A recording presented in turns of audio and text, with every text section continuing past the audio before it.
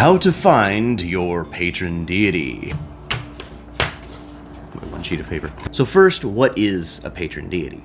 Originally, it comes from a pater, same as patriarch, right? It means father. Later on, it's come to be a more gender-neutral term. It then became the Latin patronus, which you'll probably recognize if you're a Harry Pothead. And patron essentially means guardian, intercessor, benefactor, support, somebody that encourages you. And in the Greek, in the Hellenic traditions, it was not uncommon to have your patron god be associated with your profession. Like if you were a smith, you might follow Hephaestus, right? Their god of smith. From Rhapsody 4 wins.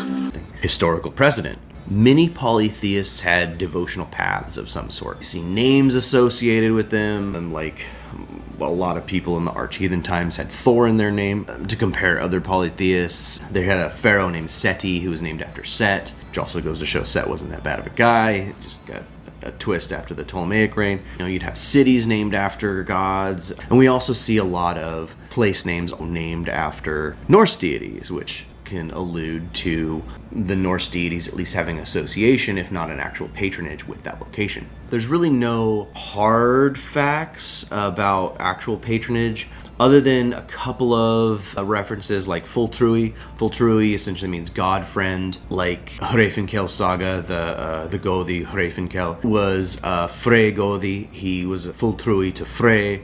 In some of the sagas, Berserker are referred to as Odin's men because likely the cult of the Berserker and the Ulfithnar were associated with Odin and Odin patronage, following Odin. There's no hard line like, we absolutely had patronage back in the arch-heathen times, but we do see some precedent for it. And I mean, that's kind of what you do when you're reconstructing a religion. You look for that ancillary evidence in order to build that case. In some cases, to debunk your own UPG, And patron is likely more of a Hellenic, Greek kind of focus. I believe Sparta's patron was Heracles. Athens obviously was Athena, and then after the Ptolemaic period there was actually a city called Lycopolis in Egypt. Lycos, Polis, it's wolf city because of Wapawet, which is a wolf-headed god of war that I'm gonna go over a little bit more when I actually do a Fenrir video, but you can see that there is some historical precedent. Maybe not necessarily a whole lot of evidence within arch-heathen direct sources, but we can see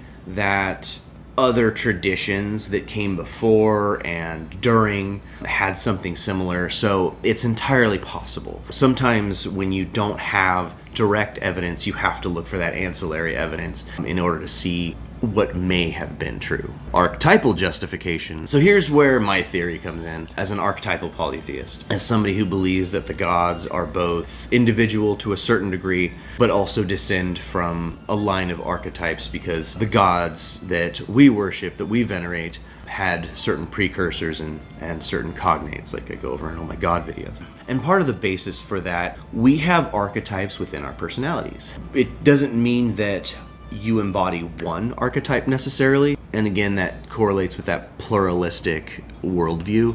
You've got a little bit of Thor in you, you've got a little bit of Odin, a little bit of Freya, a little bit of Skadi, a little bit of all these gods within your mind, and in your hugr, right? And what we would understand as the soul of the individual. And you can see that as both a metaphysical thing and kind of an abstract metaphysical mystic concept, but you can also see where the pragmatic functionality of that comes in. And it's my belief, it's something that I have seen through my studies and a lot of anecdotal evidence, that we tend to embody the archetype of our patron deity. I'm an Odinsman. A lot of my life, if you can't guess by my channel, has been in the pursuit of knowledge and wisdom and, a lot of mental pursuits. But also, Odin is a god of war. If you know anything about my background, that kind of correlates. He's an artist. I drew my own logo. I enjoy the doodles, even if I don't have the proper technology to create great stuff. I'm also writing books. I believe that I embody the, maybe not that archetype of the Senex, but definitely the seeds of the archetype of the Senex. That is a life goal that I have naturally gone towards. And that's one of the reasons why I believe that I sync up with Odin so well. If you're Thor's man, Thor's woman, Thor's envy, you might be a little bit more physical, you might be a little bit more direct, you might see yourself as a protector. If you follow Bragi, you are probably a musician, a poet, a skald. This is my out-of-tune harp. It's my belief that the gods, though separate from us, are also an integral part of who we are. When I do the meditation that I talked about in my Filgia video, that is an evocation. When you evoke, you are bringing something out of you. I am talking to that part of the god that is within me in order to get an answer. And this can be seen not just as a mystic thing, but as a guided meditation, something to bring something from my subconscious into my conscious. Would Odin expect us to do anything so stupid?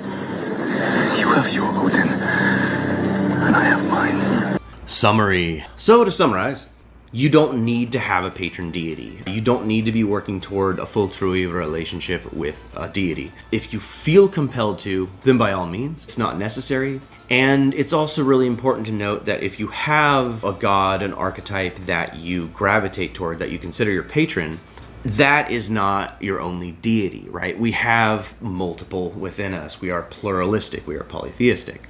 I don't just work with Odin. I don't just look to the attributes of Odin to better myself. You know, I mean, obviously I wear a Thor's hammer. You are a complex person, right? Nobody is a one-note, vapid, shallow NPC walking around, no matter what the internet might tell you. We have multiple layers. We have multiple parts. And the parts that you feed, that archetype within, will get stronger as you grow on your path. And that's part of one of the reasons why we want to find patronage. If you look to Odin, then you might be working towards some kind of sagehood, some kind of wisdom, some kind of Senex type aspect. If you look toward Thor, like I said before, you might be like a protector, something like that. Maybe one of the subversive archetypes, like Ingerbotha. Ingerbotha is very much like the subversive witch. I talked about her a little bit in my Purity video. After I do this Hell video, I'm going to do one on Ingerbotha. She very much embodies the antithesis of what the patriarchal power structure has considered the proper woman. We see that a lot with other goddesses. I talk about that in that Purity video again. And on the flip side, maybe Freya is your patron because love is very important to you. If you know anything about the Enneagram, maybe you're type 2, like my wife.